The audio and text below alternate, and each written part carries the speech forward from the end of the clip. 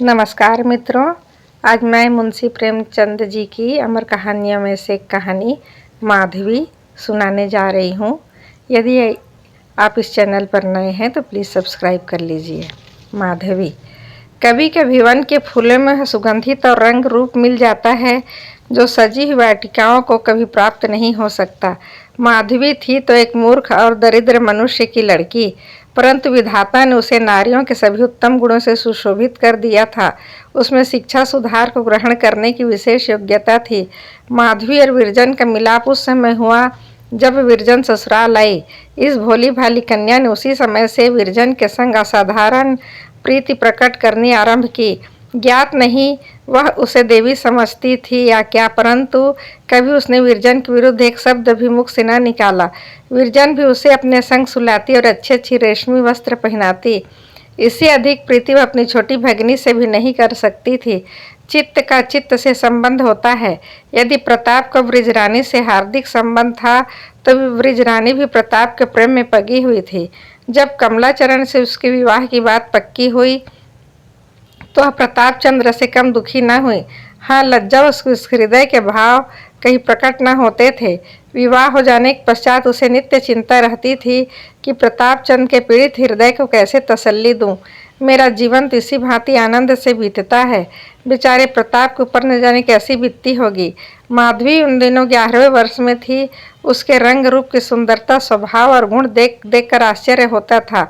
विरजन को अचानक यह ध्यान आया, क्या मेरी माधवी इस योग्य नहीं कि प्रताप उसे अपने कंठ का हार बनाए। उस दिन से माधवी के सुधार और प्यार में और अधिक प्रवृत्त हो गई। वह सोच सोच कर मन ही मन फूली न समाती कि जब माधवी 16-17 की हो जाएगी तब मैं प्रताप के पास जाऊंगी, उससे हाथ जोड़कर कहूंगी कि माधवी मेरी बहन है, उसे आज से तुम अपनी चेरी समझो। क्या प्रताप मेरी बात टाल देंगे? नहीं, वे ऐसा नहीं कर सकते। आनंद तो तब है जबकि चाची स्वयं माधवी को अपनी बहू बनाने की मुझसे इच्छा करे। इसी विचार से विरजन ने प्रताप चंद्र के प्रशंसनीय गुणों का चित्र माधवी के हृदय में खींचना आरंभ कर दिया, जिससे कि उसका रोम रोम प्रताप के प्रेम में पक जाए। जब वह प्रताप चंद्र का वर्णन करने लगती तो स्वतः ही उसके शब्द असामान्य रीति से मधुर और सरस हो जाते। स्नेह स्नेह माधवी का कमल हृदय प्रेम रस का आस्वादन करने लगा। दर्पण में बाल पड़ गया। भोली माधवी सोचने लगी, मैं कैसी भाग्यवती हूँ, मुझे ऐसे स्वामी मिलेंगे जिनके चरण धोने के योग्य भी मैं नहीं, परंतु क्या मुझे अपनी चेरी बनाएंगे? कुछ तो मैं अवश्य उनकी दासी बनूंगी। यदि प्रेम में कुछ आकर्षण है तो मैं उन्हें अवश्य अपना बना लूंगी। परंतु उस बेचारी को क्या मालूम था, ये आशाएं शोक बनकर नेत्रों के मार्ग से बह जाएगी। उसको 15वां भी पूरा न हुआ कि विरजन पर गृह विनाश की विपत्तियां आ पड़ी। उस आंधी के झोंके ने माधवी को इस कल्पित पुष्प वाटिका का सत्यानाश कर दिया। इस बीच में प्रताप चंद्र के लोप होने का समाचार मिला। आंधी ने जो कुछ अवशिष्ट कर रखा था वह भी इसी अग्नि ने जलाकर भस्म कर दिया। परंतु मानस कोई वस्तु है तो माधवी प्रताप चंद्र की स्त्री बन चुकी थी। उसने अपना तन और मन उन्हें समर्पण कर दिया। प्रताप को ज्ञान नहीं, परंतु उन्हें ऐसी अमूल्य वस्तु मिली जिसके बराबर संसार में कोई वस्तु नहीं तुल सकती। माधवी ने केवल एक बार प्रताप को देखा था और केवल एक ही बार उसके अमृत वचन सुने थे, पर उसने इस चित्र को और भी उज्जवल कर दिया था जो उसके हृदय पर पहले ही विरजन ने खींच रखा था। प्रताप को पता नहीं था, पर माधवी उसकी प्रेमाग्नि में दिन प्रतिदिन घुलती जाती थी। उस दिन से ऐसा कोई व्रत नहीं था जो माधवी न रखती हो, कोई ऐसा देवता नहीं जिसकी वह पूजा न करती हो, और सब इसलिए कि ईश्वर प्रताप को जहाँ कहीं वे हो कुशल से रखे। इन प्रेम कल्पनाओं ने उस बालिका को और अधिक दृढ़, सुशील और कोमल बना दिया। शायद उसके चित्त ने यह निर्णय कर लिया था कि विवाह प्रताप चंद्र से हो चुका है। विरजन उसकी यह दशा देखती और रोती, यह आग मेरी ही लगाई हुई है। वह नव कुसुम जिसके कंठ का हार बनेगा, यह किसकी होकर रहेगी? हाय, जिस चीज को मैंने इतने परिश्रम से अंकुरित किया और मधु क्षीर से सींचा, उसका फूल इस प्रकार शाखा पर ही कुमलाया जाता है। विरजन तो भला कविता करने में उलझी रहती, किंतु माधवी को यह संतोष भी ना था। उसके प्रेमी और साथी उसके प्रियतम का ध्यान मात्र था, उस प्रियतम का जो उसके लिए सर्वथा अपरिचित था। पर प्रताप के चले जाने के कई मास पीछे एक दिन माधवी ने स्वप्न में देखा कि वे सन्यासी हो गए हैं। आज माधवी का अपार प्रेम प्रकट हुआ आकाशवाणी सी हो गई। प्रताप ने अवश्य संन्यास ले लिया। आज से वह भी तपस्विनी बन गई।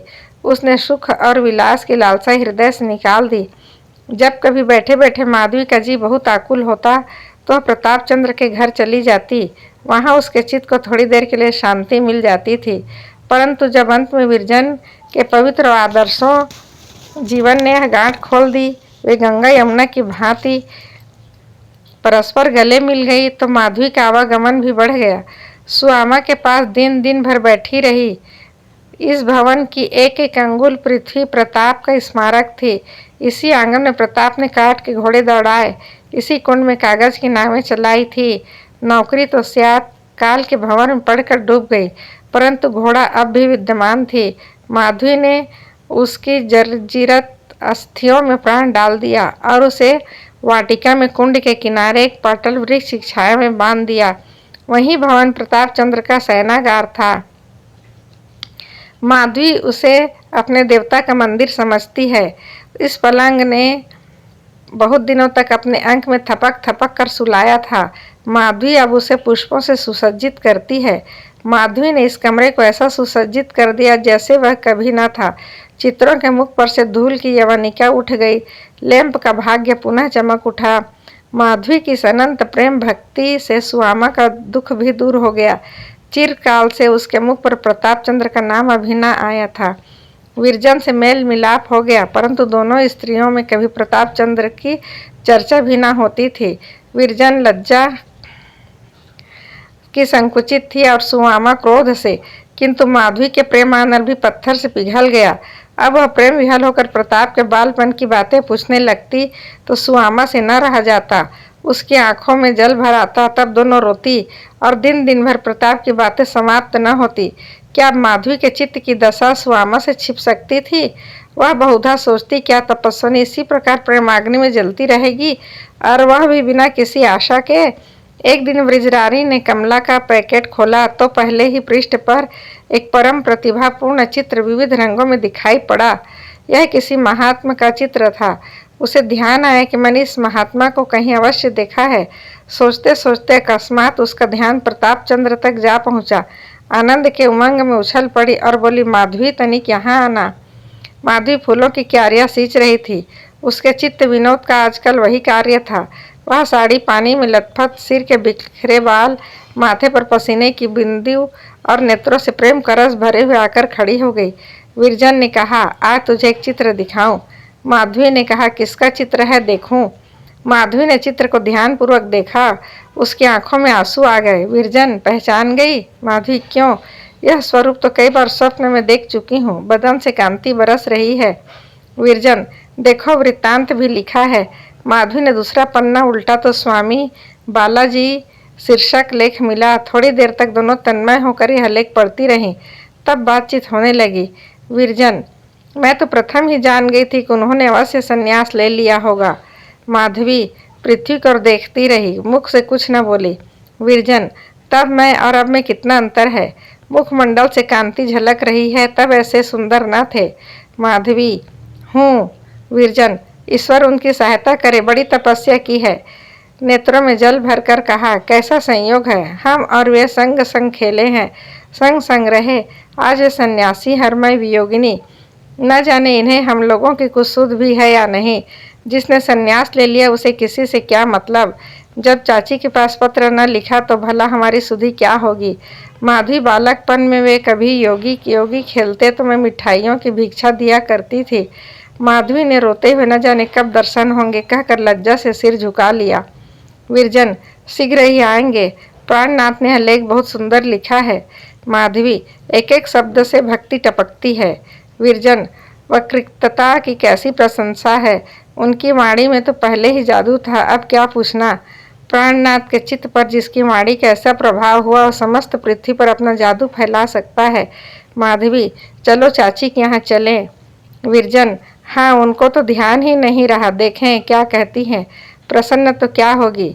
माधवी, उनको भी तो अभिलाषा ही यह थी, प्रसन्न क्यों न होगी। उनकी भी तो अभिलाषा थी। विरजन, चल, माता ऐसा समाचार सुनकर कभी प्रसन्न नहीं हो सकती। दोनों स्त्रियां घर से बाहर निकली। विरजन का मुख कमल मुरझाया हुआ था। पर माधवी का अंग अंग हर्ष से खिला जाता था। कोई उससे पूछे, तेरे चरण पृथ्वी पर क्यों नहीं पड़ते? तेरे पीले बदन क्यों प्रसन्नता की लाली से झलक रही है? तुझे कौन सी संपत्ति मिल गई? तू अब शोकान्वित हो और उदास क्यों न दिखाई पड़ती? तुझे अपने प्रीतम से मिलने की अब कोई आशा नहीं? तुझ पर प्रेम की दृष्टि कभी नहीं पहुंची, फिर तो तू क्यों फूली नहीं समाती? उसका उत्तर माधवी देगी, कुछ नहीं। वह सिर झुका लेगी। उसकी आंखें नीचे झुक जाएंगी, जैसे डलिया फूलों के भार से झुक जाती है। कदाचित उसने कुछ अश्रु बिंदु भी टपक पड़े, किंतु उसकी जिह्वा से एक शब्द भी ना निकला। माधवी प्रेम के मद से मतवाली है। उसका हृदय प्रेम से उन्मत्त, उसके प्रेम हाट का सौदा नहीं। उसका प्रेम किसी वस्तु का भूखा नहीं।